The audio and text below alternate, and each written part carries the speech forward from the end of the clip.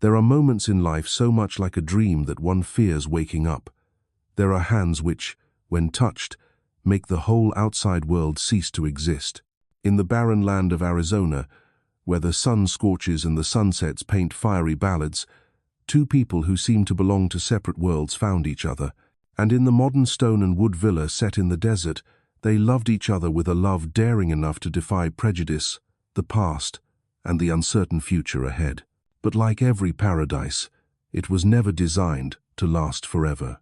The villa nestled beside ancient cacti in Scottsdale, where the sun set slowly as though reluctant to abandon its light over the stone rooftops. In a candlelit living room, Selena Brooks, a black woman with eyes like deep onyx, placed her hand on the face of her husband, Jackson Barrett, and whispered, "You're trembling." "Because I can't believe you're real," Jackson answered, his blue eyes shining like a desert after rain. He was the Man magazines called the Construction King of the Southwest, with projects stretching from Santa Fe to Vegas. But at this moment, he was just a man trembling in the hands of the woman he called Faith Returned. Selena was not the kind of woman Scottsdale society expected for someone like Jackson. She had once been a librarian at Arizona State University, living simply, loving literature, and reading poetry by the window. They had met at a community development seminar, where Selena delivered a moving speech about the importance of academic spaces for Latinx children and Native youth. Jackson was drawn to her brilliance, and her heart and voice fluid, like a river. They married after only 5 months of dating. Friends called it a desert fling, a mistake as fast and hot as the Arizona climate. But to Jackson, waking beside Selena every morning proved that everyone else was wrong. That night, as thunder echoed from Camelback Mountain, they danced under candlelight. No music, no sound, just heartbeats and the gentle patter of rain on the windows. Selena placed his hand on her chest. "Feel this," she whispered. "Feel that I'm alive and completely yours." They kissed as if the world had no tomorrow. Breath entwined. A robe slid from her shoulders. The marks of his lips on her skin became testaments of desire, loyalty to each other, and to something sacred, the choice to walk against society's expectations. When their bodies joined, it wasn't only passion, it was a vow, a prayer, a covenant beyond life and death. "Forever," Jackson murmured, tracing invisible letters on her back. "Forever and 3 days more," Selena replied, a phrase they kept as their private code, the same line that had made the priest chuckle during their wedding. But to them was absolute truth. They lay exhausted on white sheets, their bodies glowing in sacred contentment. Selena caressed his chest, feeling the steady rhythm of his heartbeat like a lullaby. "Do you wonder," she asked softly, "if it's just a dream, that a girl like me could be loved this much?" Jackson pulled her closer. "You're not just loved, you are the center of my world. Without you, I'm just a corpse in a suit." The next morning, they cooked breakfast together. Pancake batter smeared their hands, orange juice dripped from the juicer, and Jackson kept stealing kisses whenever Selena turned her back. "We're ridiculous." Selena laughed as flour spilled across the floor. "And I hope we'll be ridiculous like this forever." Breakfast ended with Selena feeding him a strawberry, and laughter echoed like a symphony through the kitchen. Yet even within that perfection, a shadow quietly crept in. "Oh, I forgot to tell you," Jackson said while clearing the plates. "My mother's coming to stay for a few weeks. You haven't met her, right?" Selena paused, placing a dish in the sink. "She's coming from California?" "Yeah. She's driving down from Beverly Hills. She said she wants to meet you properly." His voice faltered. "You know, my mom's a bit particular, but she only wants what's best for me." Selena smiled gently. "Then I'll show her that the best for you, it's me." Jackson embraced her from behind, pressing his lips to her neck. "You're everything, Selena." But in another villa in Beverly Hills, Marilyn Barrett, the woman known as the Iron Queen of Haute Couture, was folding a black Chanel gown into her suitcase. Her eyes lingered on a photo on the table, Jackson and Selena at their outdoor wedding. To Marilyn, Selena's smile was not happiness, it was audacity to step into a world that was never hers. "I'm coming for you, Jackson," she whispered, "and I'll bring you back to where you truly belong." The sleek black Cadillac SUV slid through the automatic iron gates, rolling into the Redstone Villa in the Sonoran Valley. From the second floor, Selina watched, her heart pounding even as her lips held a smile. Arizona was no longer a sun-scorched desert.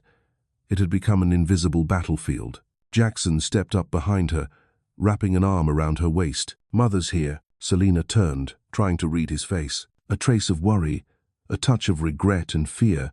"You're trembling again, aren't you?" she asked. "No," Jackson replied. But he didn't meet her eyes. "It's just, my mother is very thorough." "I'm not afraid of thoroughness," Selina said softly, smiling. "Only of pretense." Below, Marilyn Barrett emerged from the car as if the ground had been designed to carry her designer heels. Dressed in a black Givenchy gown, oversized sunglasses masking most of her face, her white hair tied in a flawless bun, not a strand out of place. She didn't need to walk quickly. Time seemed to halt whenever she drew near. Selina and Jackson descended the staircase together. Selina's heart beat against each wooden step, but she kept her posture steady. This was her house. She wasn't allowed to tremble. Marilyn stood in the grand foyer, as though it were a showroom, her eyes scanning every interior detail from the French chandelier to the Navajo painting on the wall. "Hello, Mother," Jackson said, kissing her lightly. "You look tired," Marilyn remarked at once. "Has married life already worn down my son's glow?" Selina stepped forward, extending her hand. "I'm Selina. It's such a pleasure to meet you, Mrs. Barrett." Marilyn turned her head, slowly removing her sunglasses. Grey-blue eyes traveled from Selina's natural curls, small wooden earrings, and elegant linen dress. "And so this is the young bride my son has been praising," she said, not taking the hand, quite distinctive. "A very native kind of beauty." The words were sweet as sugar, but left the bitterness of salt ground into a wound. Jackson stiffened. Selina only smiled lightly. "I prefer the word one of a kind to distinctive. And Jackson tells me I am the one." Marilyn narrowed her eyes, but smiled, colder than a Los Angeles winter night. "You know, everyone believes their first love is the only love, until the last one arrives and takes away all reason. For Jackson, every love before me was just rehearsal," Selina replied calmly. "I am the main performance." Marilyn didn't answer. She turned to Jackson instead. "Where's Rodney?" "All my luggage, every piece, needs to be brought in immediately." Jackson signaled to the new butler. Selina's stomach tightened. Marilyn had arrived with 8 Louis Vuitton suitcases. Who needs that much for a few weeks' stay? The living room had been carefully prepared, fresh flowers, soft jazz floating from ceiling speakers. But Marilyn's eyes missed nothing. This space, rustic. It feels more like a mountain retreat. She touched a picture frame. "You decorated this yourself?" "Yes," Selina smiled. "I believe a space should reflect the soul of the one living in it." Marilyn answered. "And people with rich souls usually hire interior designers, not do it themselves." She walked on, leaving a chill in the air behind her. Selina led her upstairs to the guest suite. She had placed chilled white wine, lavender-scented linens, and peonies. Marilyn's favorite, all carefully chosen from Jackson's hints. But Marilyn only looked around, running her hand across the bedspread. 600 thread count cotton?" she asked. "Yes, authentic Japanese weave," Selina replied. "Very airy and soft, convenient, I'm sure. I'm used to Egyptian linen myself. But everyone has their own standards, don't they?" Selina swallowed. "I hope you'll be comfortable." "Oh, I'm sure I'll adjust." Later, while Selina prepared rosemary lamb in the kitchen, the dish Jackson loved most, Marilyn appeared without knocking. "You still cook?" she asked, as though it was something to judge. "I love the kitchen," Selina replied while chopping onions. "It's where love is expressed." Marilyn chuckled faintly. "Well, now I understand why Jackson married you. He's always adored simplicity. But love in the long run requires more than home-cooked meals. It requires class, and I believe true class comes from knowing how to love sincerely, not just from Italian wine," Selina answered evenly. Marilyn moved closer, studying Selina's hands, working the knife like an artist. "Did you attend college?" "Yes. I graduated with a degree in literature from Arizona State, worked as a librarian, and later as a city library office manager for 3 years. Marilyn nodded slightly. Books are fine, but reading people is far more important. Are you sure you've read the right one? Selina didn't turn around. Very sure. That night, in their bedroom, Jackson held Selina from behind. Did she upset you? Selina stayed quiet for a long moment before answering. I'm just not used to having to prove that I deserve to be loved. Jackson kissed her neck gently. You don't have to prove anything.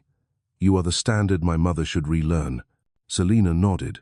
But in her eyes, something new flickered for the first time since the wedding uncertainty. Meanwhile, Marilyn stood alone on the balcony with a glass of wine. From afar, she could see the lights of Jackson's room and Selina's radiant laughter spilling out. Her fingers tightened around the glass. Seems happy enough, she muttered. Behind the glass was a plan. Behind the smile was ambition. She hadn't come merely to visit her son. She had come to reclaim control, the control Selina had taken from her, whether by accident or intention. Breakfast began with a jolt. Selina entered the kitchen every morning, reaching into the cupboard for her grandmother's heirloom teapot. But the turquoise Japanese ceramic slipped, shattering across the floor. Shards sparkled like fallen stars. Oh no! Marilyn's voice rang out, startled, but her hands were still gloved from washing dishes. I only meant to help with the washing. It was so slippery. Selina froze.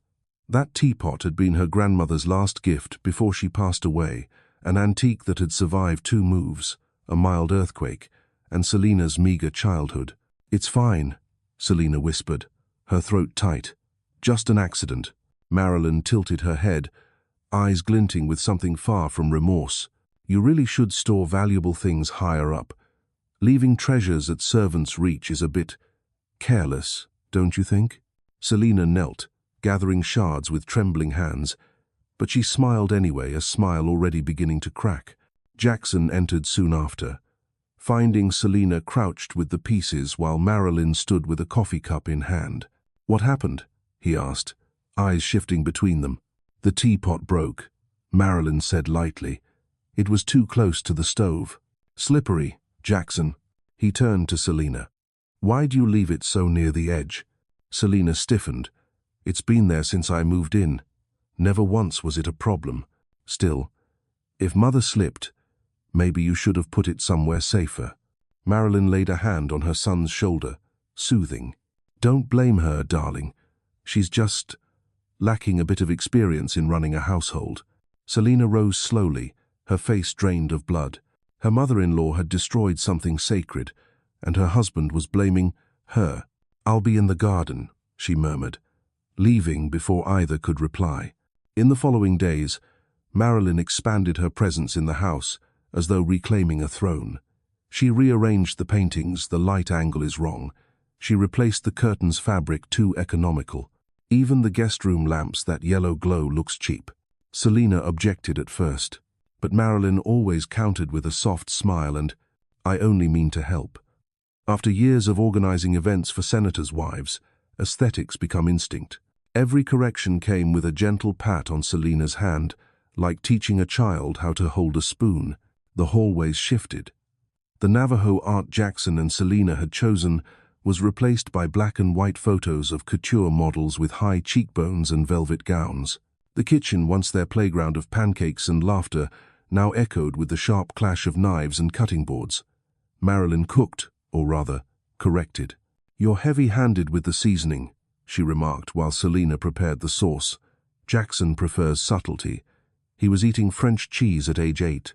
Selina forced a smile. He told me my cooking was better than any 5-star chef's. Oh, darling, men say many things when they're in love. Marilyn winked. I used to hear Jackson's father say the same to more than just me. One afternoon, Selina sat reading in the garden. Marilyn approached with a cup of mint tea. You studied literature? She asked, settling opposite. Yes, I love stories. They build the inner worlds we live in. Marilyn chuckled. I prefer balance sheets, tangibles. Literature isn't intangible, Selina replied steadily. It teaches compassion, keeps us from turning into machines. Marilyn set her cup down. Lovely ideals. But tell me, what use is that for Jackson? He runs an empire. And you? You read novels? What's wrong with novels? They make women dream. When he needs a partner, you're writing poetry. That night, Jackson returned home late. Selina had waited, a bottle of their favorite Tempranillo open. He walked in, weary. She poured, handing him a glass. Do you remember today? Our 200th day married. He blinked. That's today? I'm sorry. Mother kept me all afternoon restructuring some finances. And me? Did you forget me, too? No, Jackson said quickly. It's just, you've been so sensitive lately. The words pricked Selina's heart like a needle pressed into her palm. Later, she overheard Marilyn's voice through the cracked door of Jackson's study. She's good, Jackson. But goodness isn't enough. She's trying, but clearly, she doesn't belong in this world. She's exhausted, lost. You need someone who doesn't need saving, someone who walks beside you. Enough, Mother, it's only the truth. Selina wept quietly in the laundry room, the only place no one entered. She felt herself shrinking, losing her voice, losing the language of love that had built this marriage. She had become a stranger in her own home. The most terrifying part is that Jackson is beginning to agree with his mother. As mist still hovered above the cactus spines in the backyard one early morning, Jackson received an email. No subject line, no sender, just an attachment. He opened it silently, his finger sliding across the screen like a sleepwalker. It was a photograph. Selina stood at the front door, her arms around a man. The shot had been taken from behind the bougainvillea fence, through a small hole, as if someone had been waiting for the moment. The man was dark-skinned, dressed in a local delivery uniform, and Selina's hands seemed to press gently at his waist. The story needed no words. That morning, Jackson said nothing. No embrace, no greeting, no smile. He only poured his coffee and stared through the glass door, where the photo had been taken. Selina entered with her usual grace. She laid her hand on his shoulder. Are you all right? He shrugged, without turning. Just tired. Did your mother do something again? Not Mother. He turned to her, his voice flat as a lifeline. It's you. That afternoon, Selina received a call from Luis, the deliveryman who came each week with medicine for his daughter's cough. His voice shook. Miss Selina, my manager just called me in. Some law office sent a complaint that I harassed you. They attached a photo of me standing next to you. Selina froze. You did nothing wrong. I'll take care of it. She hung up, her pulse pounding like a fugitive's. She didn't need to ask where this came from. She entered Jackson's study. He stood by the window, suspicion carved across his face. On the desk lay the photo, blown up large, each pixel a silent accusation. Do you believe me? She asked. Jackson didn't answer right away. He picked up the photo, holding it before her. Explain this. That's Luis, the delivery man. His daughter is sick. I gave him money for medicine. He was overwhelmed and hugged me. That's all. And someone just happened to take a photo at that exact second. His voice was ice. You think I staged it? I don't think. I see. Selina stepped closer, pressing her hand against his chest. Jackson, if I could lie, I would never have given up everything to love you. I wouldn't have endured the world calling me a gold digger, a black girl who wants to be a white lady. His gaze flickered, shaken, but then he stepped back. There are things, once seen, that can't be unseen. Do you understand? Selina went still. For the first time, the man who had once said, "You are my home," looked at her like an intruder. That night, Selina sat alone on the porch. Her eyes were red, her hand clutching their wedding photo. Jackson's words rang in her skull. I can't unsee that. And somewhere in the kitchen, wind drifted Marilyn's laughter. People can fake many things, but never their eyes. Selina stood. She didn't cry anymore. Tears could no longer stitch the cuts that had gone down to the bone. The next morning, she went straight to the law firm that had handled their prenuptial contracts. She requested a copy of the property transfer documents Jackson had signed right after the wedding, the ones his mother had fought against. A clause even Selina had forgotten was buried within the contract, a 50% ownership split of all post-marital assets, including the mansion and shares in Southwest Dominion Group. She sat in the lawyer's office, clutching the document. A thought sparked like metal against stone. If they had chosen to treat her as an adulteress, she would act as a powerful woman. That evening, Selina returned home. Marilyn was laughing with Jackson in the living room, as if she were the mistress of the house. Selina walked in silently. No smile, no greeting, no emotion leaked. "Were you planning to tell me?" she asked Jackson, holding out the contract.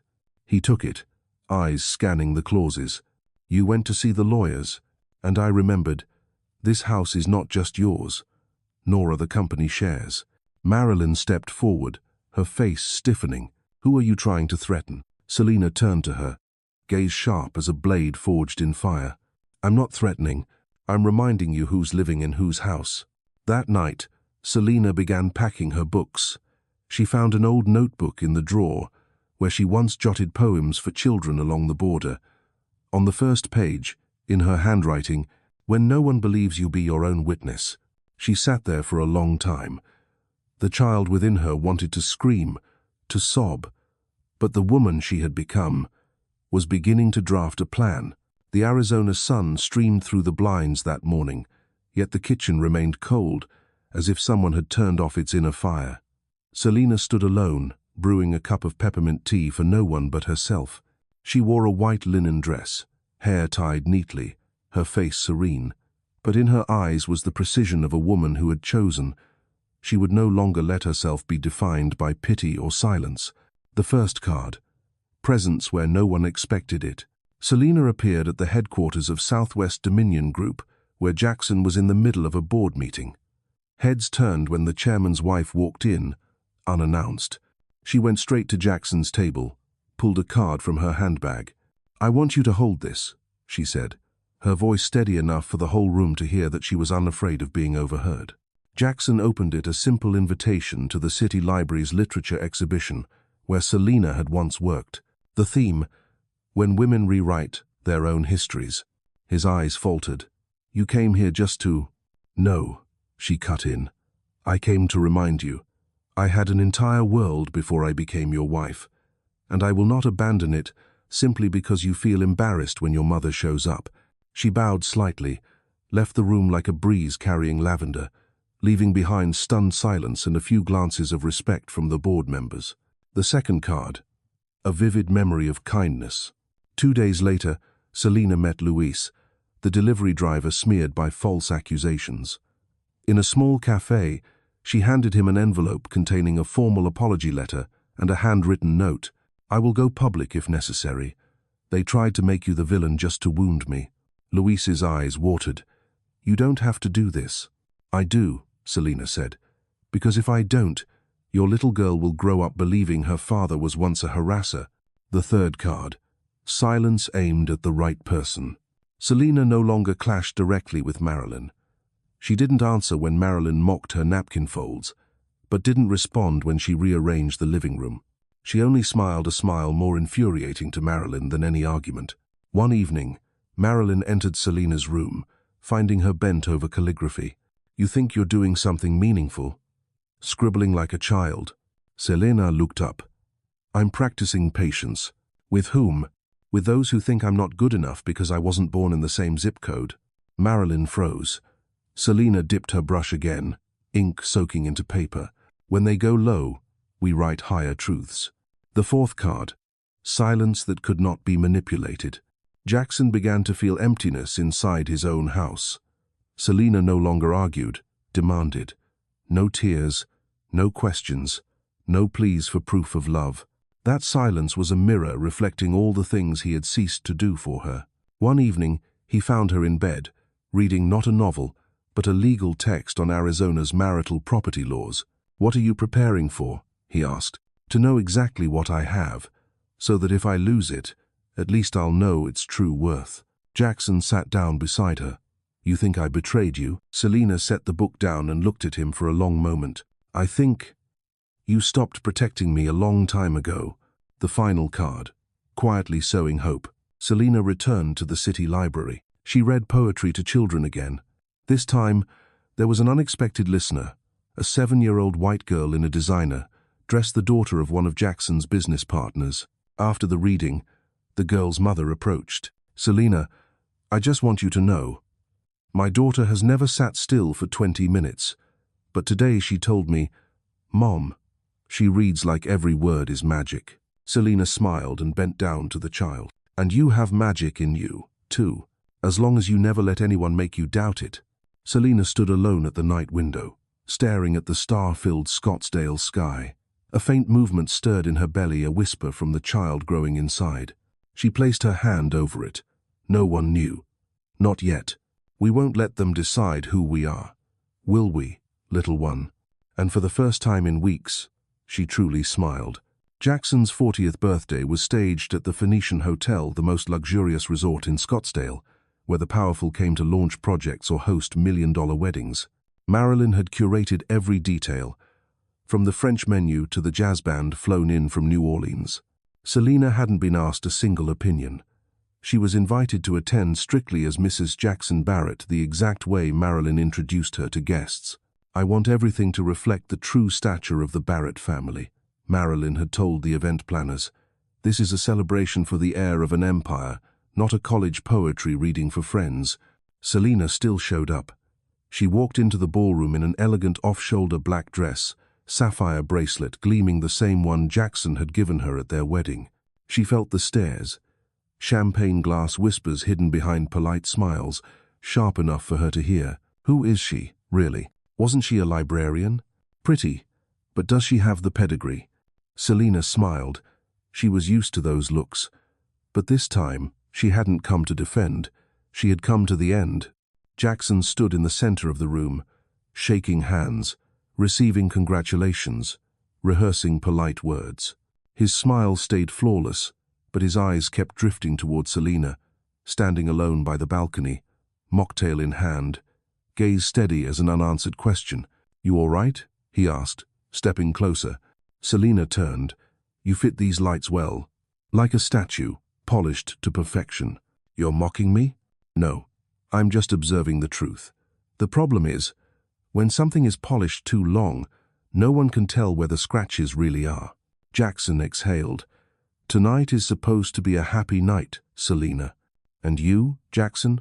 Do you feel happy? She asked softly. He didn't answer. Midway through the party, Marilyn took the stage. Spotlight glared against her sparkling Chanel gown as she raised the microphone. My son, the man who has carried the Barrett legacy on his shoulders. A testament to strength, poise, and wise choices.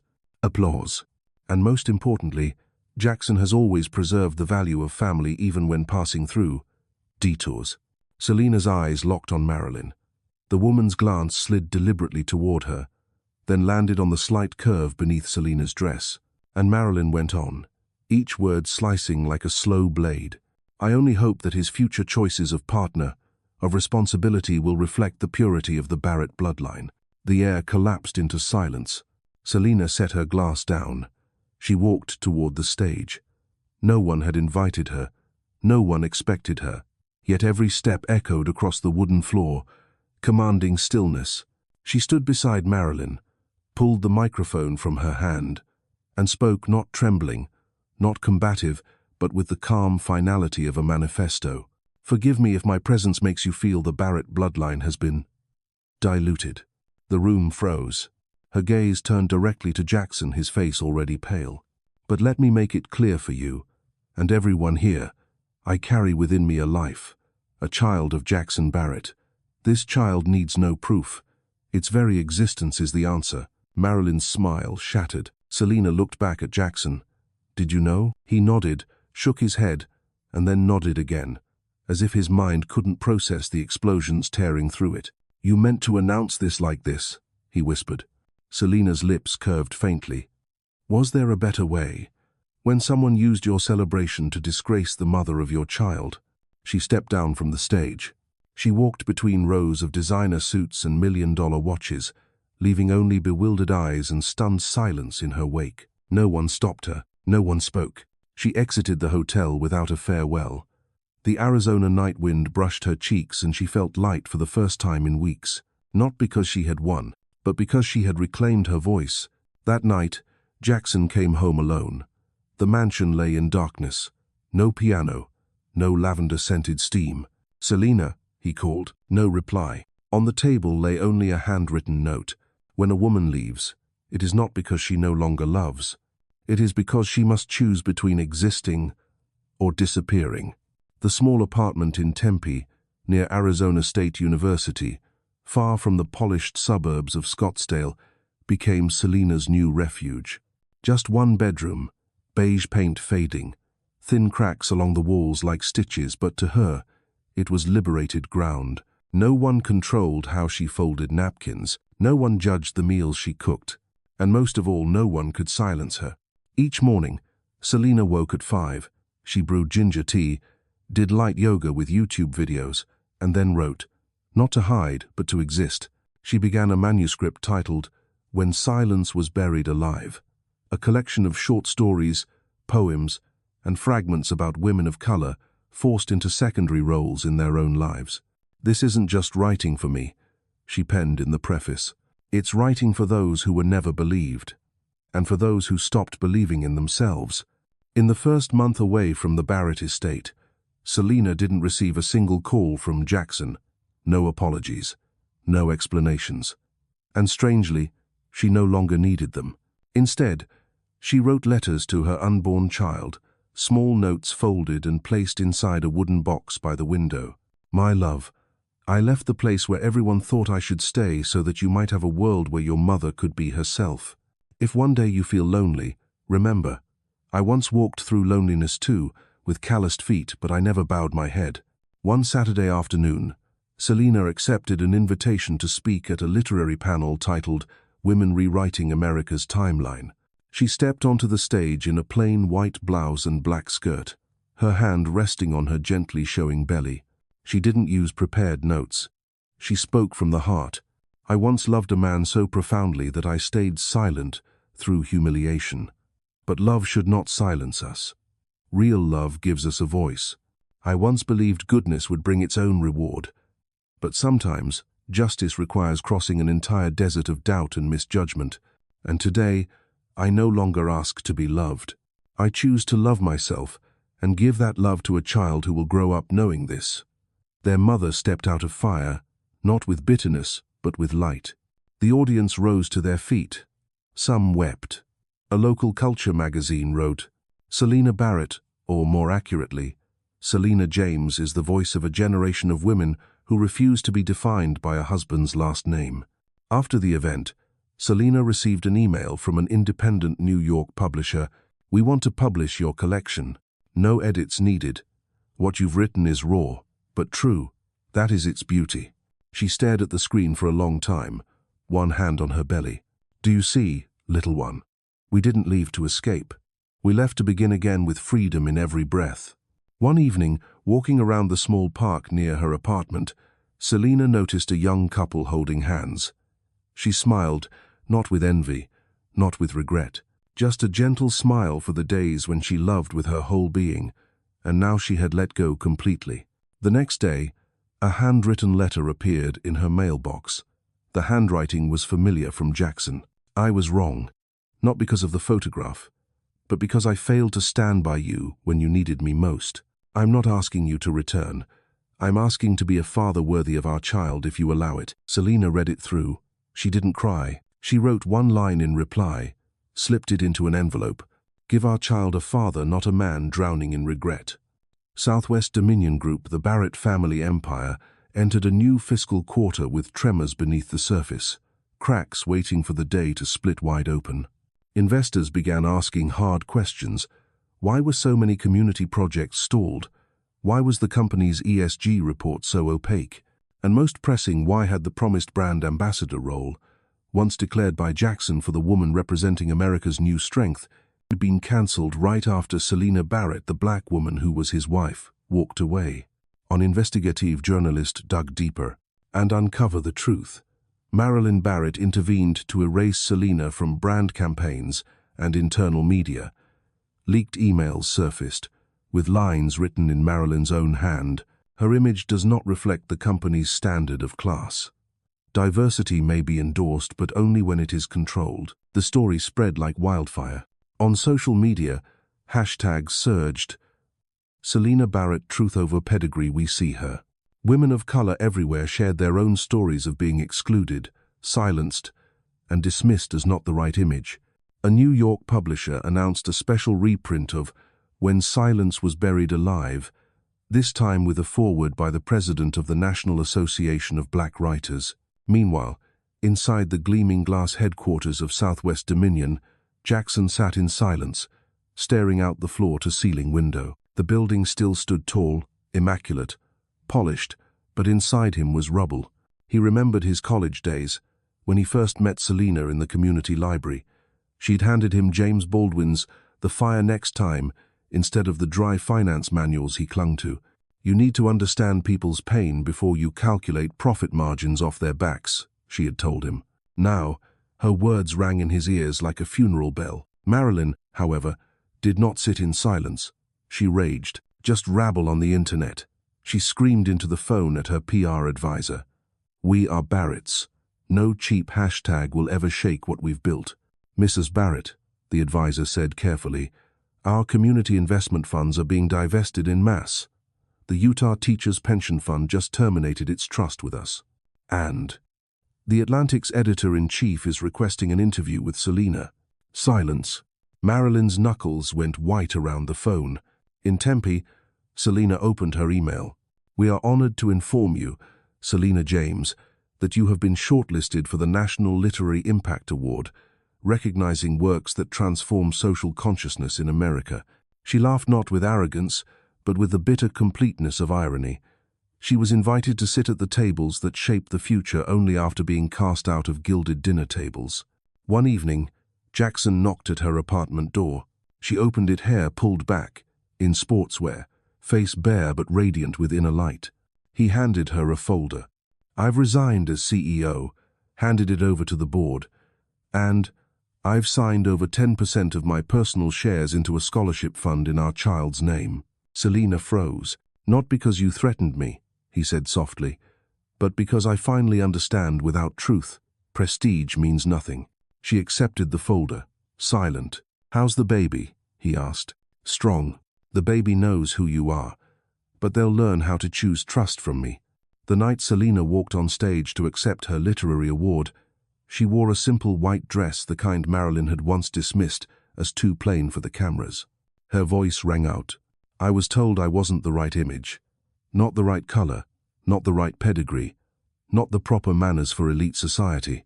But I stand here not because I was ever right. I stand here because I was real. And I tell every woman, especially women of color, you don't need to belong to anyone's class to be heard. You only need to belong to yourself. The hall rose in a standing ovation. An elderly black woman, face lined with age, stood crying openly. Selena bowed as if bowing to all the silenced women before her. In her apartment, Selena saw the nursery lamp glowing softly that night. She placed her hand on her belly, now unmistakably round. Inside her was life. Outside her was a future no longer ruled by fear. My love, I've watched giants collapse. But from the ashes, I've built us a home made of words, made of truth, and made of a love that never has to beg. October in Arizona was still as dry and scorching as ever, but the air hung heavier this year, thick with the aftershocks of a meteor storm. The Barrett estate in Scottsdale, once a symbol of majesty, now loomed like a fortress in exile. No more parties on the lawn, no more raucous laughter echoing off the desert night. Even the gardener quit, after a freelance journalist asked him, "What do you think about the emails your employer wrote, excluding a black woman from the company's image?" Selena received a message from Jackson. "My mother wants to see you, once, if you agree." She read it in a cafe near the library, where she was planning a project to expand free reading networks for immigrant women. She set the phone down, exhaled. The meeting wasn't necessary, but sometimes you must turn the last page to close a chapter. That afternoon, Selena returned to the Barrett mansion where she had once lived, loved, and endured. The mahogany doors were as heavy as ever, but the hinges groaned with rust. Inside, silence pressed against the walls. The oil paintings were still hung, and portraits of Barrett men were in their glory, but no one dusted them anymore. Marilyn sat in the grand living room, still immaculate, still regal. but the steel in her eyes had dulled. A dry, brittle exhaustion remained, the look of someone who had lost every shred of dignity she once thought untouchable. "You came," she said, without offering a seat. Selina stepped in, unflinching. "You've won," Marilyn spat, clumsy as a dull blade. "There are no winners here, Mrs. Barrett," Selina replied. "Only those who are no longer afraid." For the first time, Marilyn spoke without mockery. "You think I hated you for your skin?" "No," Selina said evenly. "I think you hated me because I was the one thing you couldn't control. I owed no gratitude for being allowed into your world. You don't know what I sacrificed to build this house," Marilyn said, her voice thick with bitterness. "And you don't know what I gave up to walk away from it." Silence. Marilyn turned to a framed photo on the wall. Barrett family, taken when Jackson was 18, standing at a state politician's debut gala. "You see, everything I did was to protect this image. So no one could ever say the Barretts were weak enough to be manipulated by emotion." Selina closed her eyes for a moment, then opened them. "And you succeeded. You raised men who learned to mask fear with power, with silence, with abandoning the women they loved to be on brand." Marilyn's hands trembled. "You won't forgive me?" "No," Selina said softly, like a prayer. "Forgiveness isn't something I owe you. What I will do is refuse to carry your shame one day longer. From this day on, every definition of me will be written by me, not by a husband's name or your gaze." Marilyn collapsed into the chair. For the first time, her proud eyes brimmed with tears, not of repentance, but of realization that everything she had once called power was paint over rotting wood. Selina left that house, not as someone retreating, but as a survivor walking off a battlefield. By the time she returned to her small apartment, night had fallen. On the table lay a letter from her New York publisher. "Your manuscript will be adapted into a special documentary on women who rewrote personal histories within systems of exclusion." Selina glanced at the wooden box, holding letters to her unborn child. "Tomorrow," she whispered, "I'll tell you about the day I finally looked straight into the eyes of the person who once made me feel the smallest and felt no fear." Arizona's winter mornings weren't as freezing as the north, but the air still carried enough chill to make you reach for a thin scarf. Selina woke at 5 a.m., as always. But today was different. Today, she would give birth. She didn't panic. She didn't rush. She brewed a cup of ginger tea, played an old Nina Simone jazz record, then slowly dressed and packed her hospital bag. She called a car to the hospital. No escort. No perfect husband needed at her side to validate her motherhood. She was already a universe complete. Labor lasted over 9 hours. When the first cry pierced the room, Selina's tears fell soundlessly. She looked at the baby, a boy, and whispered, "Hello, my love. I'm Selina, and I've waited for you my whole life." The nurse asked for a name. Selina had already chosen. Isaiah James. No father's surname. No Barrett. A name of truth, free of burden. A week later, still recovering, Selina received an invitation. The President and First Lady cordially invite Miss Selina James to speak at the National Black Heritage Day ceremony as a symbol of women brave enough to redefine honor, freedom, and voice in America. On her bedside table lay a copy of the New York Times, headline bold across the page, "Selina James, once pushed to the margins, now at the center of a new chapter in history." The ceremony was held at the National Museum of African American History and Culture in Washington, D.C. The hall fell silent as Selina stepped onto the stage, baby Isaiah in her arms. She wore a simple cream suit, hair in a neat bun, her face serene not as a guest, but as the rightful owner of the words she was about to speak. "I have not come here to retell a painful story," she began. "I have come to affirm this.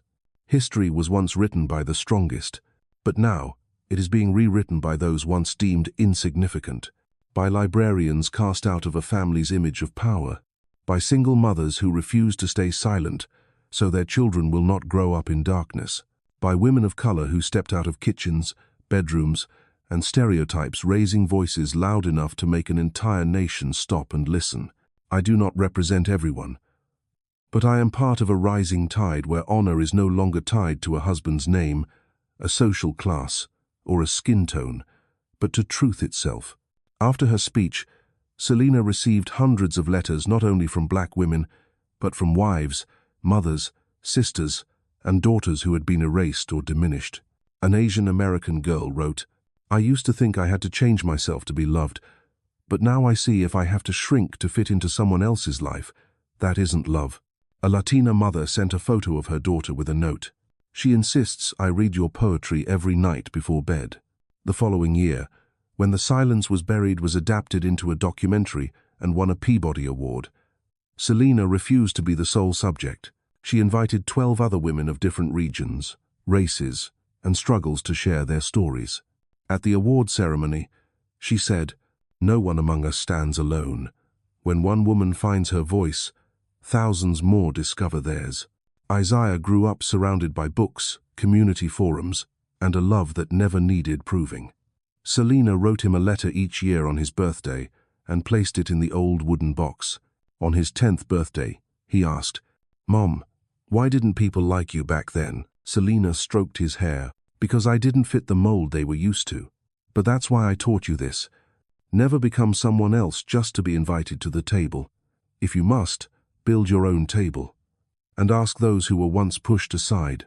Selena James never returned to the Barrett estate, but the home she built of words, faith, and truth became essential to America's cultural history. And most of all, she lived, she loved, she wrote, she raised a child, without asking anyone's permission.